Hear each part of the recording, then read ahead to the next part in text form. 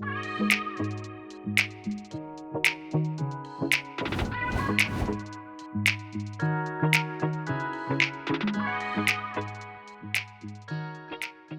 evening, everyone, and welcome to the Poetry Foundation's virtual open door reading. My name is Alex, and I'm the Building and Events Manager at the Poetry Foundation.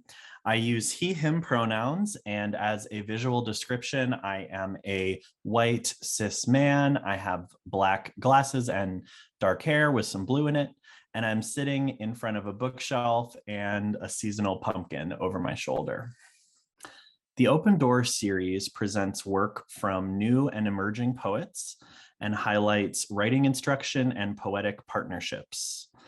Each event features readings by two Midwest writers and two of their current or recent students or writing partners. Tonight, we are excited to hear poetry by Matt Bodett, Amanda Goldblatt, Isaías Rogel, and Ricardo Mondragon. We would like to begin by recognizing that the Poetry Foundation building is situated on the occupied original homelands of the Council of the Three Fires, the Ojibwe, Potawatomi, and Odawa nations, among other Indigenous nations. Indigenous people continue to live here today, and Chicago is home to one of the largest urban Indigenous communities in the United States. We gather recognizing that some of us are settlers on colonized land, and that this land acknowledgement is one small part of disrupting and dismantling the colonial structures in which we are living.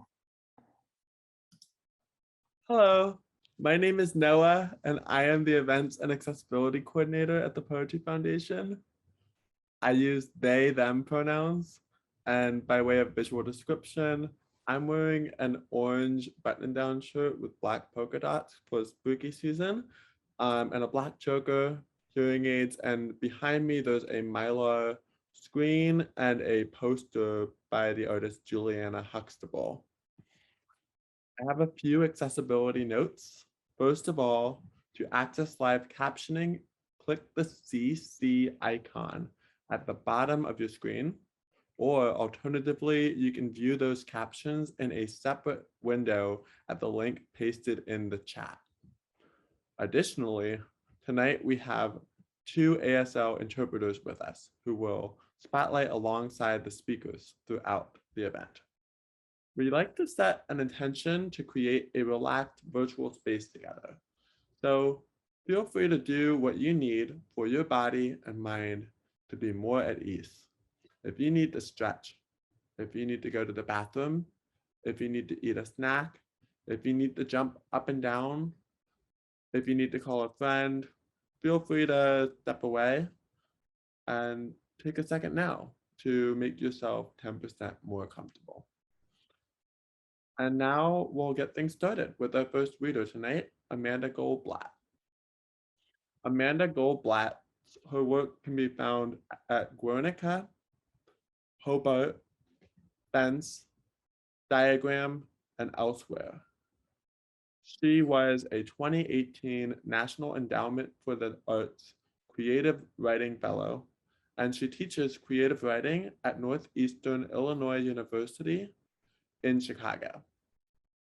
She is the author of the novel Hardmouth from Counterpoint Press and the chapbook Catalpa from the Cupboard Pamphlet. Give a warm welcome to Amanda Goldblatt.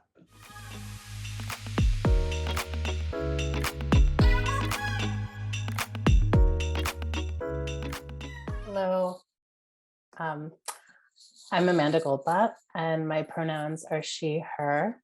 I am a white person with long dark hair, blunt bangs. I'm wearing a sort of denim shirt with, I believe these are called princess sleeves, a gold chain, I'm situated in front of my bookshelf, appropriately enough. I'm in front of the poetry section, even though today I will be reading prose.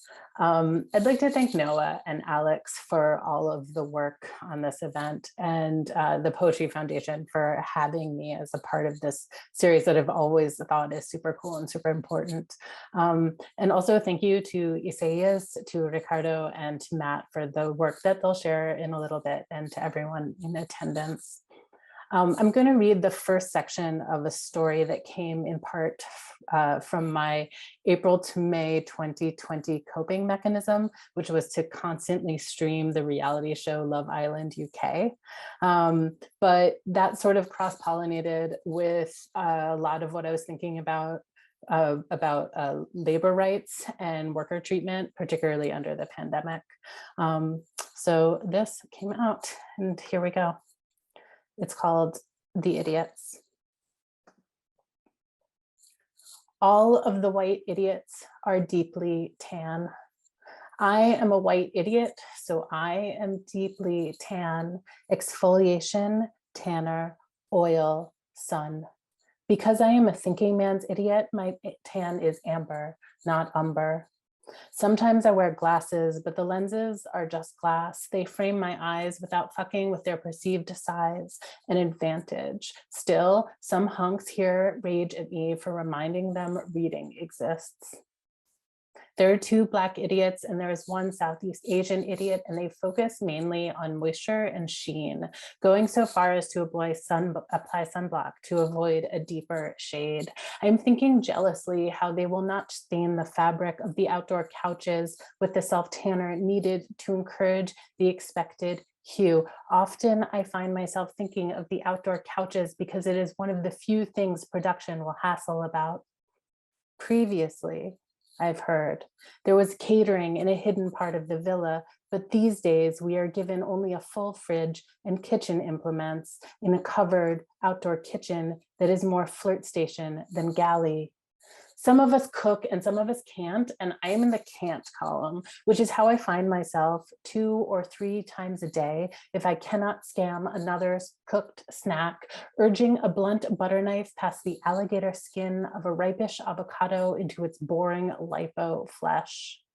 As a kid, my little sister called avocado a butter vegetable, and I think that's brilliant, but she doesn't exist anymore because nothing exists. Brilliance doesn't exist. War and pain and the stock market don't exist. Nothing besides the idiots exist, not if it's outside the floodlit spread of bristling turf and stucco spans of nouveau mission contemporary walls, smudged plastic drinking glasses in gem tones, and oily barbells and shoes by the upper deck piled like in the Holocaust Museum, and a nervous style of sinuous AV cords taped down to the floor, running under rugs, up the wall at the seam, and the heavy mic fanny packs that spoil the lines of the flammable fast fashion outfits we have been paid to wear at appointed times, not to be repeated, because when we repeat, we hear the fans complain. I'm rubbing the avocado across some untoasted white bread, a slice corseted neatly by a tight crust.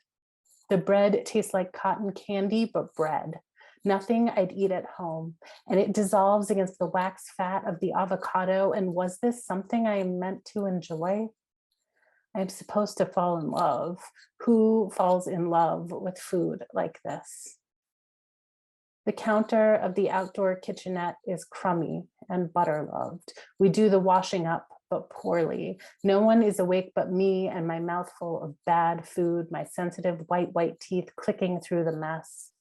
I'm not meant to be up yet, but production can't stop me. Rising early isn't against the rules exactly, and so sometimes I let myself do it, departing at daybreak from the orphanage bordello room where they put us, bed after bed, body stocked 2 by 2.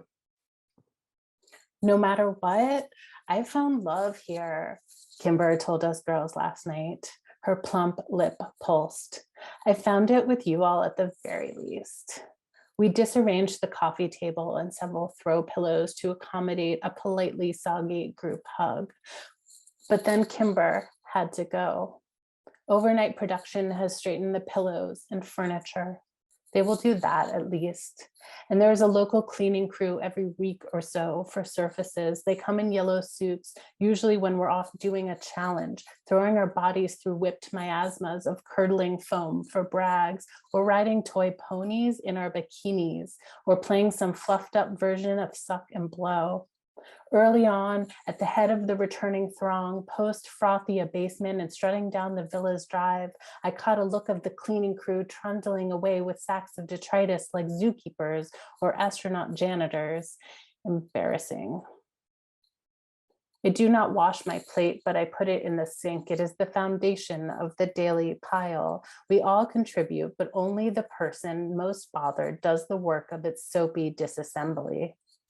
No one here, including me, understands the power of the collective.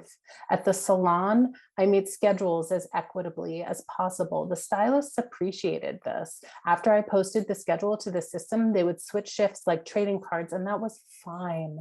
I let it happen, winding the ends of my hair around my index finger while watching the monitor display at the LASIK center across the mall hall, which televised looped, recorded laser surgery on the naked eye all day long. Here, it drives me mad that everyone forgets to be a team. We could be a team against production. We could get what we want, make them see it our way. We could have a true stake, make the show a different thing, something more interesting and more sexy and more true. We could unite. Instead, I don't wash my dish, and I preen along the pool lip with my toe dipped in like a come on to no one. I'm coy to myself about the surveillance cams I know are there. A monokini, a filmy robe. I am an idiot who has been to a museum and not just to take my picture with the Mona Lisa. Do I smile like her now? Saskia is awake, advancing toward me. She has already flat ironed her hair. She has already contoured her face into another face. It is like a comic book, like a Liechtenstein, I could say. I can see her features in the morning light from 50 feet off. We are friends of a sort. Sometimes between our ratcheting giggles, I hear the scythed cry of a seagull and feel the pain of my own absence from the wider world. I'm here though, and it isn't purgatory. We're all getting paid. As of last night, Saskia is no longer partnered with Brad. I have Tony. I'm lucky. Tony is fine. Brad will go home, we expect. He is alone here. He has a few days, maybe a week, unless there is a public vote first. Early days, I thought I myself would flirt with Brad. He has a certain brooding allure. But then 4 o'clock one afternoon, while we were spotlit together, wearing poolside gear in the white cushioned cabana, gelatin crust in Brad's quiff from that day's challenge, he'd asked if we could get serious for a moment. Soon we would dress for dinner, dress to drink in club gear with robotic shimmer. I was thinking about what I would do with my hair he'd smelled in the high heat, a sporty drugstore fragrance cling wrapped over a winey musk, and I'd curled into his bristle chin as he'd whispered the fact of his life. I'd kept my smile, and later in the confessional reported that we had gotten deep without detail. No one here is looking for detail. Everyone here prefers contour. It will be better that he leaves this place. His mother has lupus, and it will be better maybe if he's departed to whatever dim twin bed lodging production has stocked him in, to wait until it's all done, until we're all done, until someone wins. Maybe they'll let him call her daily till the winners prance live. He was never going to win anyway. His mouth stayed too open too often, like he needed more oxygen than what was on offer. At home, he had no career but carer, and the whole thing wasn't anything any of us were supposed to chat about, was not on the list of encouraged topics we'd received by email prior to arrival, and barely skimmed in the van to the airport, in the security line, or while drinking sludgy smoothies and trying to charge our phones. The phones would get taken away from us anyway, switched for a kind of text-based walkie with which production could let us know where to go and who to talk to. After Brad told me about it all, it was a week or so of me feeling weird. It wasn't that he told me a truth. At home, I would have researched holistic community clinics with sliding scales, delivered a printout before a blowjob. It was his unwillingness to play with us, to play pretend with us. It was such early days to be fucking with our pretension that pretending was sustainable. Had we not agreed to this upon arrival? There he is now, awake with a dour scowl in our direction in the outdoor gym area, throwing a medicine ball back and forth with the other boys as a part of an elaborate daily circuit routine that even sad Brad knows by heart. This is how it is.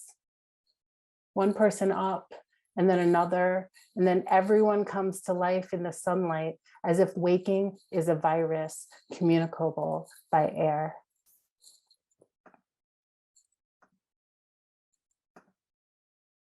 So I just wanted to thank you for allowing me to read. That was really fun, even though I can see none of your faces. I just wanted to say Isaías will be reading next, and I got to work with him for the first time in the fall of 2018, and I have been absolutely awed by his intellectual agility, his critical thought, his creative energy, his empathy, and of course, his work. His writing is honest and bold and experimental and plaintive and funny.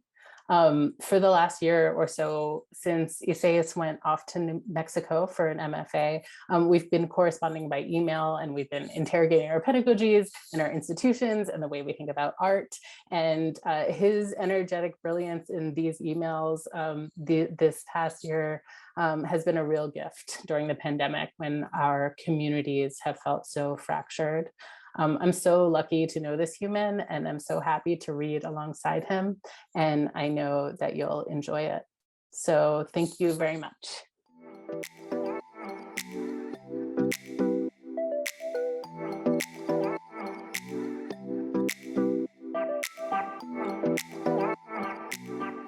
Thank you so much, Amanda. And if you want to read more of the Idiot's story in Guernica magazine, we'll drop the link to that in the chat. You can also check out Amanda's novel Hardmouth from Counterpoint Press, and we'll also put that link in the chat momentarily. And as Amanda said, our next reader is Isaías Rogel. Isaías is an MFA student in New Mexico State University's creative writing program and is pursuing a graduate certificate in Borderlands and ethnic studies. As the prose editor for Puerto del Sol, they advocate for queer Latinx writers and underrepresented writers of color. Their creative work is informed by 25 plus years of living in the Humboldt Park and Hermosa neighborhoods of Chicago. Their fiction explores navigating an alternative, queer Latinx identity in a hypermasculine Latinx community undergoing gentrification and processing and healing from intergenerational trauma. Please welcome to the virtual stage, Isaías Rogel.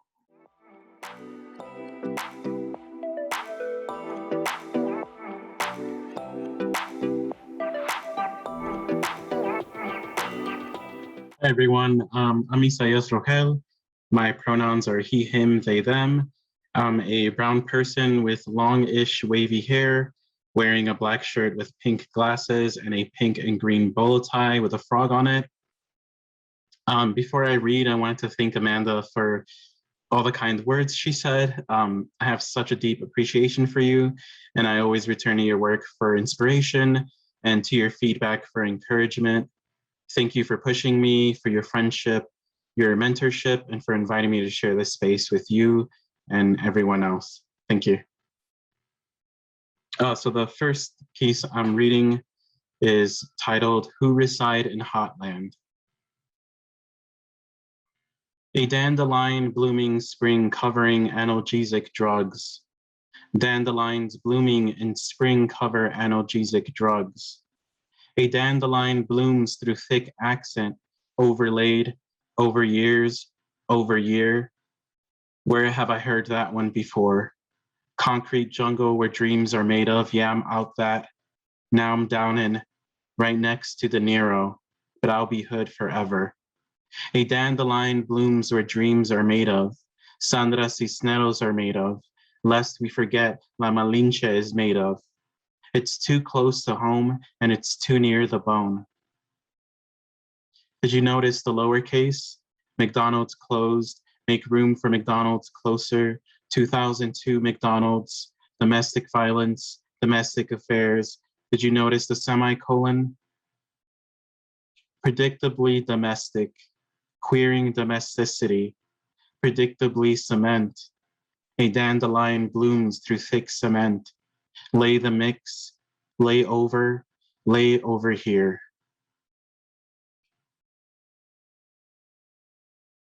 This next piece is a passage from a work in progress titled, I just don't see how a world that makes such wonderful things could be bad.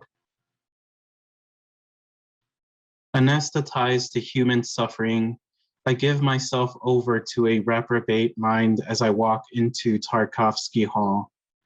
I follow the sunset on my expedition, carefully moving past the epiphyte colored walls of undergrad biology classes. The Black Studies banner barricades the long hall ahead of me. Colored pennants like bromeliad leaves brush the top of my head. I push past the border between this and that department. I cut the gold-colored papel picado decorating the Latino Studies Center with a box cutter. Primed for conquering, the humanities building at the University of East Chicago is a new world to me. Blueberry, raspberry, strawberry, and wet oat in his teeth, and he asks, what did you think of 1993? A rhetorical question, and he's too close to my face. Mayonnaise was the underrated highlight of alternative rock. I was there in 1993 at the Metro, Colin explains. I don't like Sada's partner. I don't like the Smashing Pumpkins. In 1993, my head was hitting the hard floor when no one was looking. I was a hard-headed infant, an anchor baby. I don't like Sada's partner. Sada's partner likes me, or at least he likes the idea of me, or I think he likes the idea of me being here, next to him, his hand on my shoulder, a well-meaning white man with his hand on my shoulder. I don't see color, he will say this. I see him saying this with his hand on my shoulder. The merit behind this statement. I can't accurately see color. The guy at America's Best said I'm color deficient for my right eye. Can you believe that? For the most part, Colin talks at me. Now that he's the head of the Cultural Studies Department, every diminutive detail of his life suddenly carries substance. Tenoch, I need you to translate on essentialism. Make it digestible. Use everyday language. I want participants to really hear you when you speak to them. Or better yet, I want them to feel like they can relate to what you're saying. Look at you. They'll trust you in no time.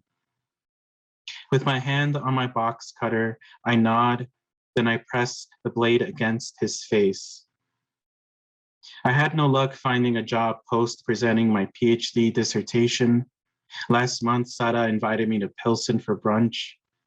I had the chilaquiles with refried black beans, Oaxaca cheese, avocado, chipotle tortilla chips, and a fried egg with a runny yolk. Sara had the brunch burger. I had 3 mimosas. She had 4. You know how Colin was in Chiapas last summer? Well, the school took notice of his humanitarian efforts or whatever, and they asked him to lead a diversity initiative at UEC, and well, guess what? No, don't guess. He immediately thought of you, Sara tells me. Colin was looking to hire a research assistant with access to low-income neighborhoods. It wasn't that he didn't have the guts to go himself. Sara explains. He doesn't think they'll understand the language he speaks in. And I know what you're thinking. I didn't mean English. I mean, the academic jargon or whatever. I know, we both know it's bullshit, but you need the work, don't you? I knew what Sara was getting at, having read Fanon with her during undergrad on our trip to St. Louis, where an English Honor Society held a conference. I had an emotional response, and I knew then, which I hadn't always known, what it was that I needed to know to give Sara an answer to a question Colin was asking Sara to ask me. I was hired. Now I stand here in Colin's palatial office with my hand on my box cutter and his face too close to mine. I carve in a circular motion, starting at his left cheek, moving upward above his eyes and around to his right cheek. Remember the man running in slow motion for 14 seconds on Lake Street from the Stigmata music video? Colin makes a claim not worth mentioning about industrial metal and the band Ministry. I don't remember. I peel his skin back from one corner in development. The development of alternative music scenes in Chicago's Metro Music venue is the subject of his forthcoming book from Proximity Press. Colin places his hand on my shoulder. Something tells me you're not listening. Before I respond, he places his other hand on my other shoulder. I don't say, please don't touch me. I don't say, despite the coding behind physical gestures, don't touch me. I do say boundaries. Colin ignores me, or maybe he doesn't hear me, or did I not say it loud enough? His face doesn't bleed, and I hold his skin against my own, and it feels like cellophane. This last piece is titled By Gestures. I wrote this one exclusively using words and phrases from the narrative of Cabeza de Vaca. It's about a failed ecotone, the transitional space between two ecological communities. Within the poem, the communities are the Spanish and the indigenous. Long time at sea, we were traveling mute. Where we were, nor where whose horses were of little use to us. 2 pounds of hardtack, half a pound of salt pork, leave the raft half walking, half crawling, naked as the day we were born. 42 perished, some sandbars sea, treading on oyster shells, difficult, drowned and drowned the horse. Trees wonderfully tall upon ground, successfully set fire to the houses. Misfortune and misery sat down among us, escaped from it, made from the legs of horses later rotted, close the mouth of estuary, dispute the wind, no longer time for one man to rule another. Didn't know what I was saying when I said that what he knew how to do would do no good. Bujio abandoned. The construction is of grass, laurels, liquid ambers, cedars, savins, gerfalcons, sown maize, 2 Christians, painted deer hides, idolatry, threatening gestures. Well built, they are a people, large and well proportioned, threatening gestures, much maize, and the houses burned. Thank you.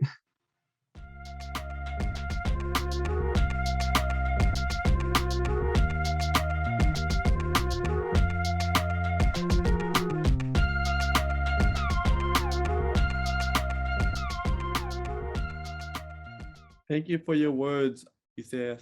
Up next, we have a collaborative video from Matt Bodett and Ricardo Mondragon. Matt Bodett is a mad artist and poet dedicating his work to expressing experiences with madness and the implications imposed by social and cultural norms. This exploration has led Bodett to create performance works which have been realized at the Freud Museum in London, the No Limits Festival in Berlin, the Poetry Foundation, Steppenwolf Theater, and other cultural institutions. Bodett has been a 3 Arts Bodies of Work Fellow, a resident at MacDowell, an incubator artist at High Concept Laboratories, and has received numerous grants and awards. He currently teaches at Loyola University Chicago, serves on the advisory board for the Institute for Therapy Through the Arts, and is on the Artists Council for 3 Arts Chicago. Ricardo Mondragon's work visualizes harmonies and materializes them. His work shows representations and executions of harmonic structures, frequencies, vibrations, rhythms, particles, and modulations take form through sculptures, paintings, and installations. Each work is a representation of harmonic content, 3D Chladni, musical chords, intervals, standing waveforms, and frequency entanglement. Mondragon's process starts at the music studio using analog digital musical instruments and the most important tool, his computer. He dedicates his time building algorithms that imprint energy into visualizations of universal harmonies. His research is infinite, as well as the stories, which are constantly evolving. Each of these artistic explorations is at the core of his work, and it is his passion to continue developing interesting interrelationships between harmony, color, sound, light, and matter. And now I'll give the stage to Matt and Ricardo to say a few words about their video.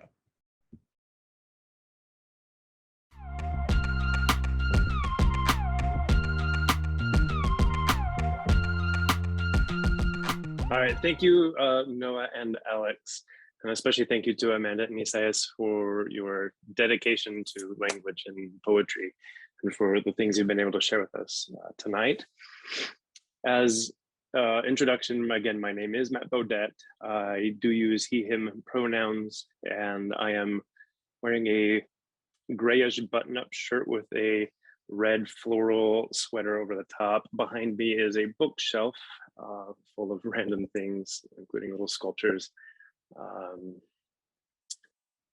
And as an introduction to the work you're about to see, much of my work derives from my experiences with schizophrenia, and as a mad artist looking at how being given this diagnosis has altered my perceptions of the world, and how I recognize that language has a very limited scope of expressing the nature of language through hallucinations and through the specific connotations of schizophrenia. For me, this challenge is one that I hope this poem that we're about to share does open up and disarm normal language and emboldens the experiences of living with madness. And the poem you're about to experience is titled Ask That, and it is a direct collaboration with Ricardo. And I chose Ricardo specifically because of his passion and drive for understanding the sonic nature of language, and whether it's harmony or cacophony, and my own connection too, as well, with interests in auditory hallucinations and sound poetry and things like that. As a quick warning, the video that we are going to share does contain flashing imagery and disjointed audio, which may be difficult for any viewer with sensory sensitivities. So please use caution as needed. And I'll hand the video over to Ricardo to introduce himself. Hello, my name is Ricardo Mondragon. I use his, him pronouns. I have a black scarf. I have a black beard, really short hair, dark features, light skin, and behind me is a screen print of waveforms that I've done. I would like to thank Isaías, Amanda, Alex, and Noah, the Poetry Foundation, and special thanks to Matt Bodett. This has been an incredible experience to collaborate again with him. And every time I collaborate with him, I learn so much from him, and I'm forever thankful. For me, words can be distorted, overlapped, delayed, extruded, elongated, and crushed into whatever we call as poetry, paragraphs, compositions. Words are our most important tool of communication. And with that, I think we can change our perception. And with this, I'll hand off the video that we collaborated, Matt and I, called Ask That. Thank you very much. I hope you enjoyed.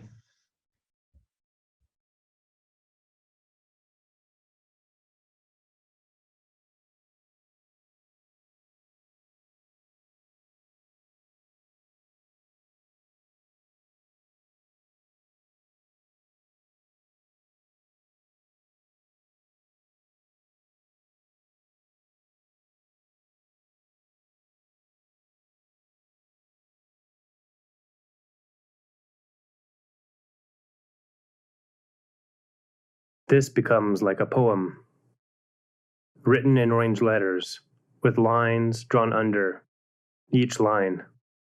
Today is walking things like a bed. It seems lucky toward calling. A reaction possibility seems where we came in wrong, not like marching. I lied. Reflections on pillows are form of really past seeking, corrupted names of forgetting. This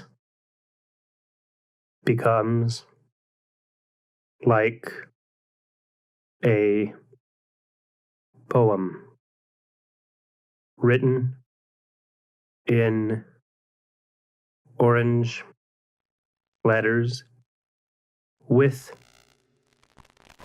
lines drawn under each line.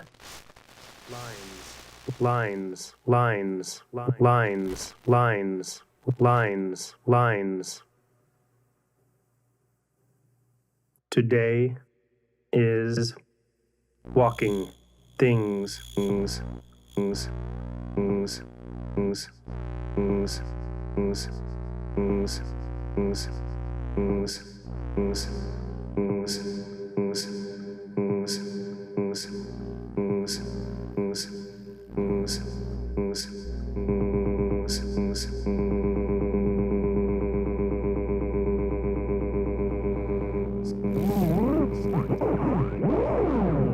things, like a bed,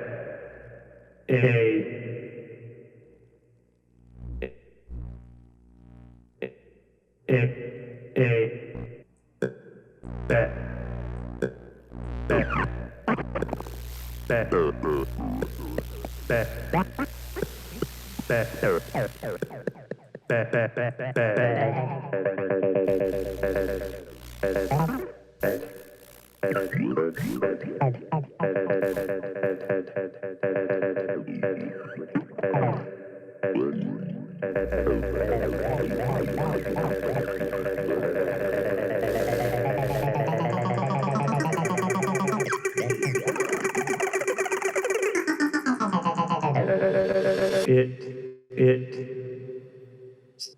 is walking things like a bed. It seems lucky toward calling a reaction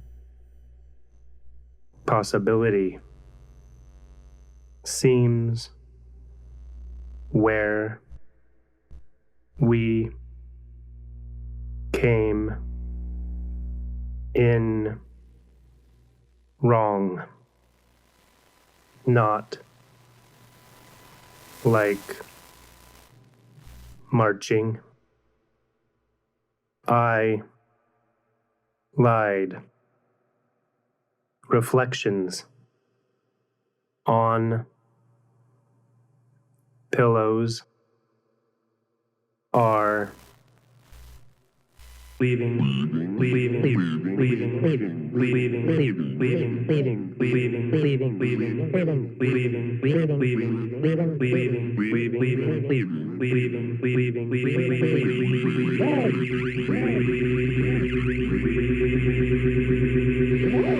Start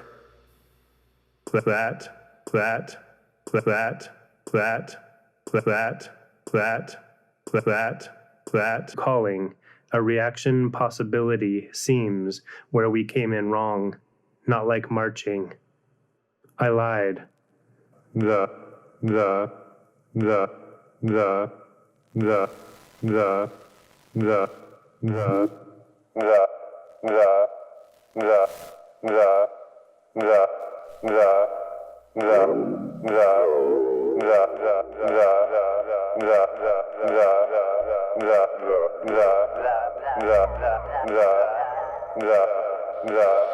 name that to witness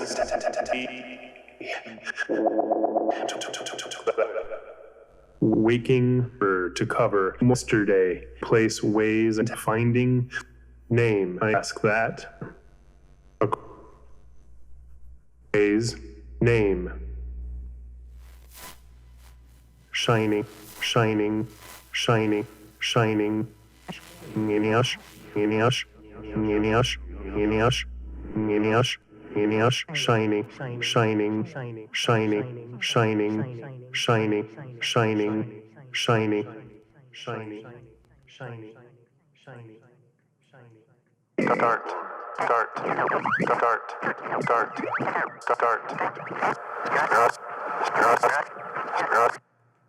Yesterday.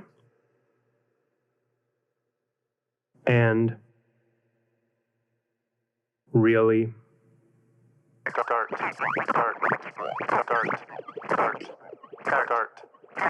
Name. Here. Rivers. Of. Passing. Leaving. Green. Telling. Not more than laughing. Saved. Why does this sound? Why does this sound? Why does this sound? Why does this sound? Why does this sound? Why does this sound? Why does this sound? Why does this sound? Why does this sound? Why does this sound? Why does this sound? Why does this sound? Why does this sound? Why does this sound? Why does this sound? Why does this sound? Why does this sound? Towards stories, towards that.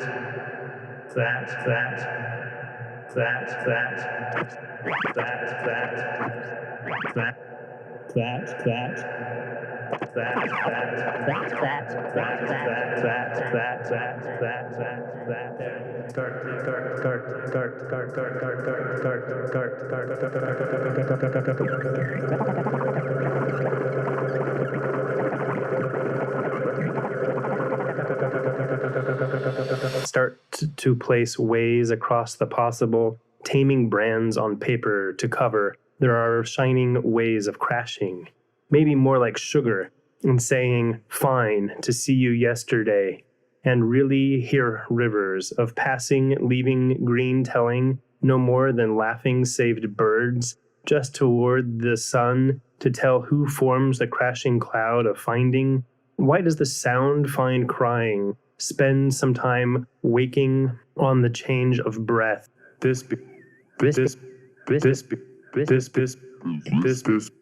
This possibility, this possibility, this possibility, this possibility, this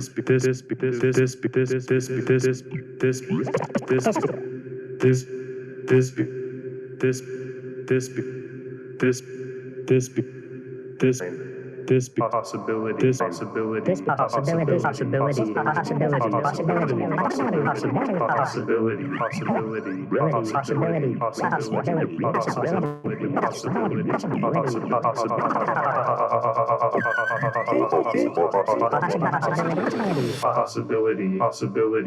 possibility,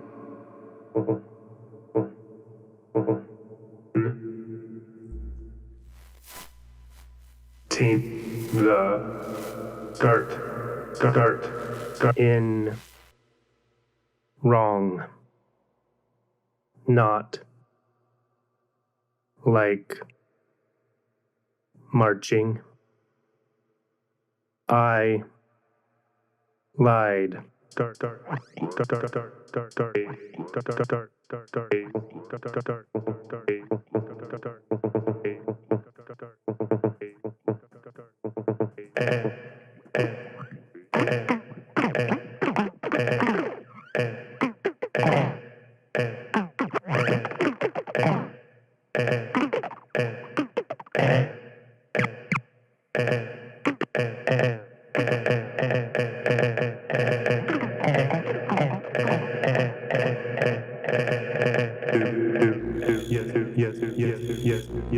Yes.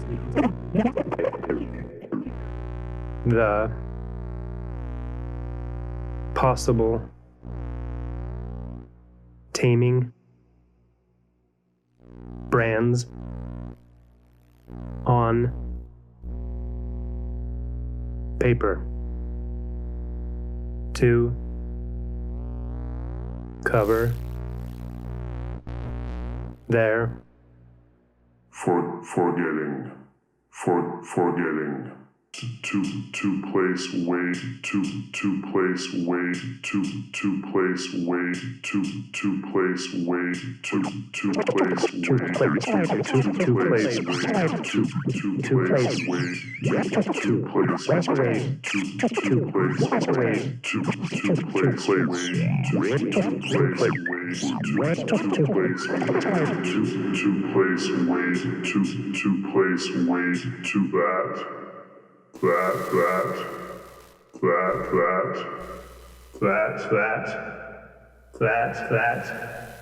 that name.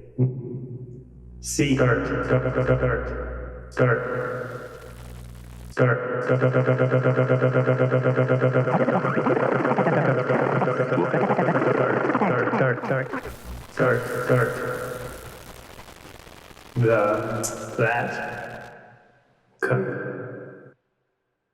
Lines.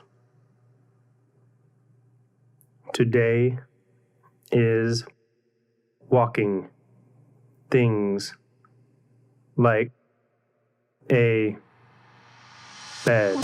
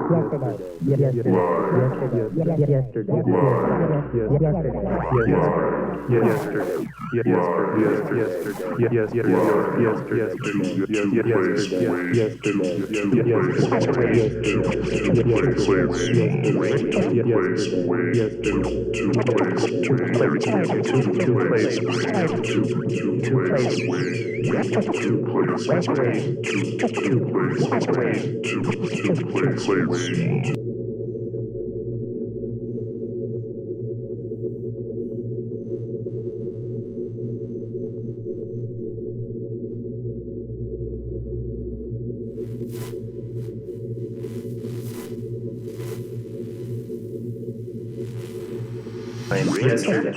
Today is walking fingers like a bed. It seems lucky toward calling. A reaction and possibility seems where we came in wrong. This becomes like a felt like marching. Written in orange letters with lines drawn under each line. Today is walking things like reflections on pillows. It seems lucky toward calling. Really past a reaction possibility seems of where we came in wrong. Not like marching. Wrong. Better. Wrong. Better. Wrong. Wrong. Better. Wrong. Wrong.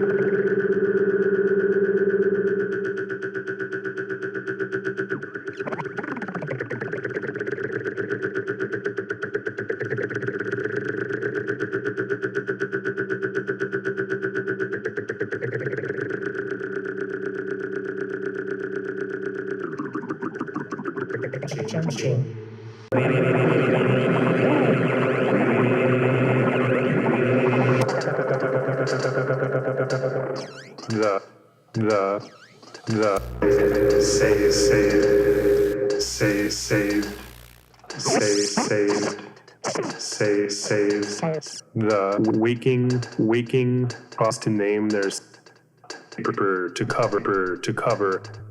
start across say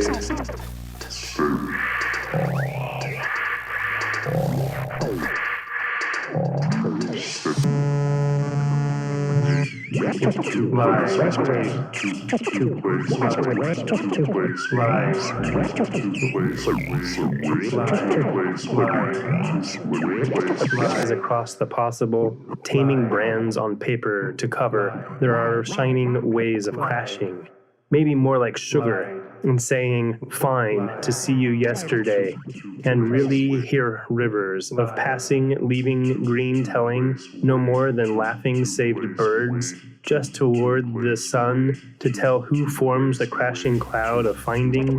Why does the sound find crying? Spend some time waking on the change of breath, walking towards stores of where no ways to really you're going to ask that.